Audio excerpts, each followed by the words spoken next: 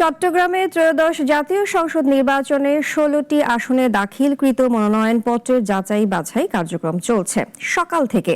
জেলা প্রশাসকের কার্যালয়ের সম্মেলন কক্ষে এ যাচাই বাছাই কার্যক্রম পরিচালনা করছেন জেলা প্রশাসক।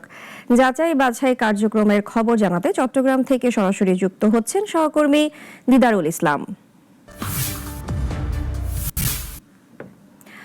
দিদার, যাচাই বাছাই কার্যক্রম শেষ হবে কবে এবং বাদ পড়েছেন কারা কারা, বিস্তারিত জানাবেন। সকাল থেকে কিন্তু আমি এখানে অবস্থান করছি। আজকে দ্বিতীয় দিনের মতোই যাচাই বাছাই কার্যক্রম চলছে।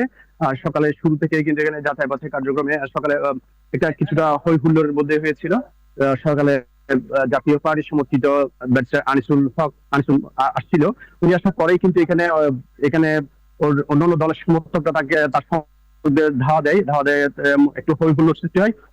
ঠিক একই আসনে চট্টগ্রাম ৫ আসনে যেটা হেলাল তার মনোনয়নপত্রটা বৈধতা পায় এবং রাউজানের যে হেভিওয়েট দুজন প্রার্থী গোলাম আকবর খন্দকার এবং গিয়াস কাদের চৌধুরী, তাদের দুজনের মনোনয়নপত্র কিন্তু একইভাবে বৈধতা পায়।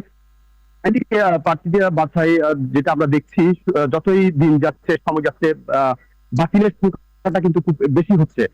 এখানে চট্টগ্রামে আপনাকে একটু জানিয়ে রাখতে চাই, চট্টগ্রামের ১৬টি আসনে সংসদীয় আসনে ২৩১ জন প্রার্থী মনোনয়নপত্র সংগ্রহ করেছিলেন এবং দাখিল করেছেন ২৪৩ জন।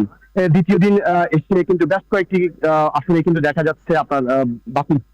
চট্টগ্রাম ১০ জন, এক আসনে কিন্তু ১০ জন প্রার্থী ছিল, এর মধ্যে ৩ জনের মনোনয়নপত্র বাতিল হয়। চট্টগ্রাম ২ আসনে ৯ জন প্রার্থীর মধ্যে ৪ জনের বাতিল হয় এবং চট্টগ্রাম ৩ আসনে ৫ জনের মধ্যে আপনার ৩ জনের মনোনয়নপত্র কিন্তু বাতিল হয়। তবে লক্ষণীয় বিষয় হচ্ছে কি, এখানে এখনো পর্যন্ত কোনো হেভিওয়েট যেটা বলা হয় যে মানে হেভিওয়েট কোনো প্রার্থীর মনোনয়নপত্র কিন্তু আমরা বাতিল হতে দেখিনি। তো চট্টগ্রামের সকাল থেকে কিন্তু আজকেও চলছে, গতকালও চলছে, আগামীকালও আমরা যতটুকু জানি মনোনয়নপত্র বাছাই কার্যক্রমগুলো চলবে।